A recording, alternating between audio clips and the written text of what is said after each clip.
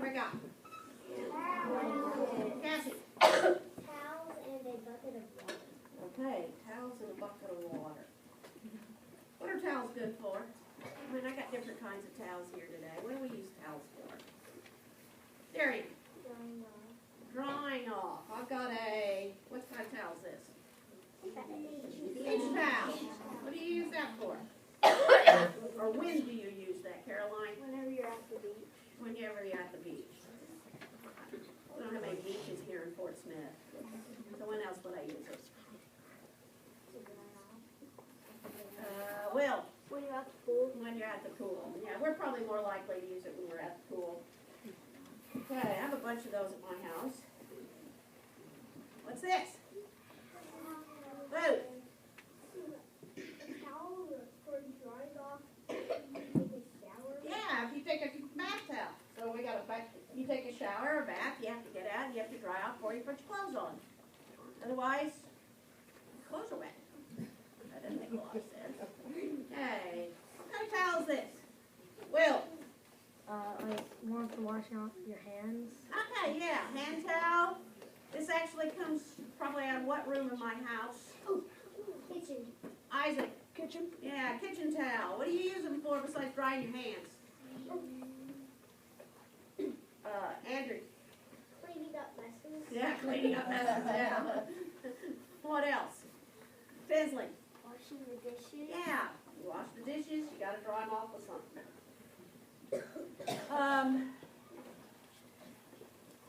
In today's Bible lesson that I read, Jesus used towels, but he didn't use them to dry off after he got out of the pool, and he didn't use it to do the dishes or to take a bath. What do you use it for? What do you use it for? Grayson? Cleaning the disciples' feet. Cleaning the disciples' feet. Why was that such a big deal? Well, let me explain a little bit. When did this happen? When did this story happen in Scripture? Ashlyn? Do you remember? Somebody help her. Emmeline? Wasn't it before the Passover? Yeah. And that Passover was on what day of the week? Vivian? Thursday. Thursday. Thursday before what day? Will? Passover? Wait. No, Nope. it was Passover day. Oh. Friday. Yeah. What was special about that Friday? We call it something else usually. Go ahead, Emma. Good Friday. Right before Good Friday. Literally, he's talking about washing disciples' feet less than 24 hours before he's going to be put on a cross. Okay? So you've got to kind of keep that in mind. Okay? Now, in those last few hours before he goes to the cross, he's with his disciples. Now, these are guys that he's gotten to know really well over the past 3 years. And he gets them together for one last meeting. And he wanted to celebrate a dinner with them. Okay? We call that the Passover dinner. Right? And that's where he shared the bread and the wine and said, this is my body, this is my blood. Okay? So this is just prior before that dinner. Okay? But that's not what Jesus wanted to focus on. What he wanted to focus on this one last time is he had one more lesson to teach them. A very important lesson. And that lesson was how to serve. Okay? Sometimes Jesus is called the master teacher. And I think this was his true, one of his true callings was, I think he was very good at being a teacher. Because he liked to do things in a very, and he was great with object lessons. That's what I'm getting around to. So he did. He got out a basin of water, okay, just like this one. I'm sure it wasn't a big vat. It was probably something very small. And he got out got a towel, and he said, I want to wash your feet. Now, when people come to your house, do you wash their feet? No. Well, 2,000 years ago, when you came to somebody's house, you usually got your feet washed. Now, why would that be? We don't do it anymore, but why'd they do it back then? Parker. They didn't have shoes. They had sandals. Yeah, they wore sandals. And so they didn't have automobiles. How did they get around? Danica. Okay, yeah. The majority of people were probably too poor to have an animal to ride. So most of the people, and I would say 75, 85% of them, walked everywhere. And they didn't have a lot of paved roads. Their roads were dirt. And so when you walked down the road, and walked in your sandals, your feet would be very dirty. So when did your mom ever yell at you when you come in with dirty shoes on? Yeah, I'm sure. We don't like having dirt in our home, so even though most of those homes had dirt floors, it was a sign of hospitality when you came to a guest came into your home that you would offer them a bowl so that either they could wash their feet, or if you were rich enough to have a servant, that was their job, to wash somebody's feet. Now, the disciples had found this room to have their last meal with their very good friend named Jesus. And the Bible doesn't really say that there are servants there. Pretty much we get the idea it's just Jesus and his disciples. And they get to this room, and they've been out all day, and they're ready to eat. And then they probably didn't eat at a table in a chair like you and I do. Back in those days, a lot of times you recline while you eat. You can imagine that. Especially the Romans, they were well known for having couches that you would lay on while you ate. It was, and you could feast for a day or two, and so it's a little bit of a different situation. Anyway, Jesus comes in, and they're getting ready to celebrate the Passover, which was a traditional meal that they did once a year. Okay, if you remember the story about the Passover. When the children of Israel left Israel, they put blood on the doorposts so that the angel of death would pass over their home. And the Lord told them to eat this particular meal in remembrance of their rescue. And it involved a lamb, it involved bitter herbs, and unleavened bread. Bread that hadn't had the time to rise because of yeast. So it was more like a cracker. Okay, so they're there to celebrate. And Jesus walks in. They're thinking we're going to eat. Before they start, here he ducks out a towel of water. And he wants to wash their feet. How did Peter react to that?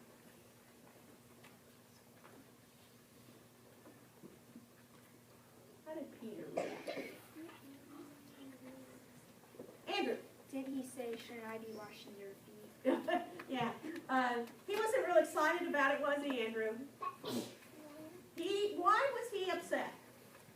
Why did he want Jesus to wash his feet? I mean, if you go get a pedicure or something, it's kind of nice to have somebody wash your feet, massage them a little bit. And why didn't he want that? Why didn't he want that? I mean, it's not such a bad thing. Jessica? Well, because you have Jesus, and this is probably going to be their last dinner together, and he's washing their feet like a servant. Aha. Do you think Peter felt worthy? Probably not. He probably felt that it should what? Yeah, be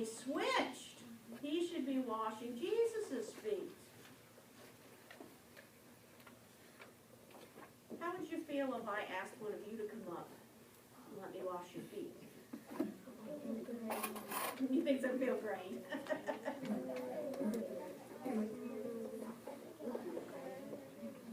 We might, in our culture, think it's a great thing, because we do. We like to be pampered. But for the disciples, they didn't see it that way. They very much felt uncomfortable. That they should be the ones serving Jesus, because they called, I believe, they called him master, teacher. Those were terms of high respect. And yet, here this guy was washing feet. So, why did Jesus do this? If you knew you only had a few hours to live, and you were with your very best friends, would you want to wash somebody's stinky feet? No.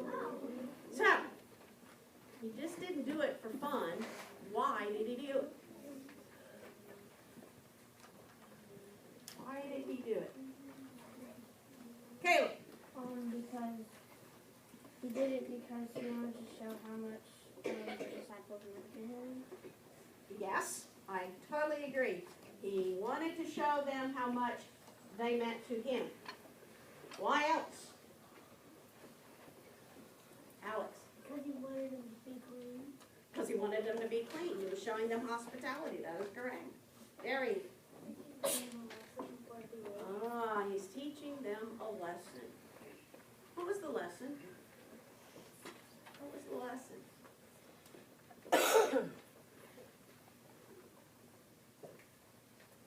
What was the lesson? What is the lesson we're supposed to learn? Okay, what was the lesson that Jesus was going to do?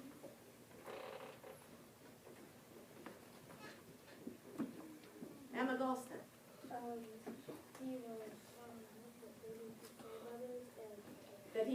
Speak up. To serve others and put others first. Put others first.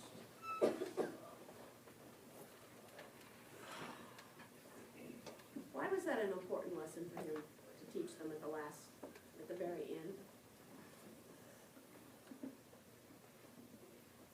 Emma? Because he won't be there to do it. Because he won't be there to do it. Very good. I want to go back to this. Christ has no hands or feet on earth but yours. He was getting ready to leave this world, wasn't he? Mm-hmm. And he wasn't going to be there to teach them anymore. He wasn't going to be there to do things for them anymore. He was leaving them behind, and he needed them to continue some work. And the work he wanted them to continue was to serve others. There's a verse down here at the bottom. Truly I tell you, whatever you did for one of the least of these, my brothers and sisters of mine, you did it for me. That was the lesson he wanted to teach them, to leave them with. In Isaiah, the Old Testament prophet described Jesus once as a servant, a suffering servant. And that was, again, a lesson he wanted us to learn, that we needed to serve like he served. Our Lutheran Schools Week, theme this week has been service to others, right? Jesus served us with his life, and we are then given the joy of serving him in return for all he's done for us by serving others. So we've tried to do that this week. We talked about different places and different ways that we can serve. We talked about on Monday, serving at home. You know, our parents do a lot for us. I mean, if I asked, I bet you every one of you could think of something different that your mom or dad does for you, it would be different than anybody else. Okay, there are just so many ways that our parents help us and serve us. And they do it because they love us. Then we talked yesterday about serving at school. And so some of the classes did things to actually provide service for some of the people who serve us all of the time. Okay, today we're going to talk about serving at church. That's a little, because we are separated by 7 miles, that's a little more difficult sometimes. But teachers have an activity today that they're going to ask you to write a letter to, or make a card for the members of First Lutheran Church that support and own the school and provide, teachers and light and, a warm place for you to come and study at the foot of Jesus. So, tomorrow, we talk about service in our community. Friday's service to the world. It's always interesting. I've taught here long enough that some of my first students that I had are now adults, and it's kind of neat to see how they have gone out and are serving in the world. Mrs. Davis, keeps in good contact with some of her former students. And we have students who do all kinds of things. I had students that are doctors, I have students that are lawyers, I have students that are pastors, I have students, that do lots of different things for the world. So, while you're just worried about today and tomorrow, there are going to be opportunities for you as you get to be adults to serve others. So, service. It can be small, it can be big, but we need to imitate what we've seen in our Lord. That we be willing to serve one another because of His great love for us. It's just our way of responding to Him and doing what He showed us we ought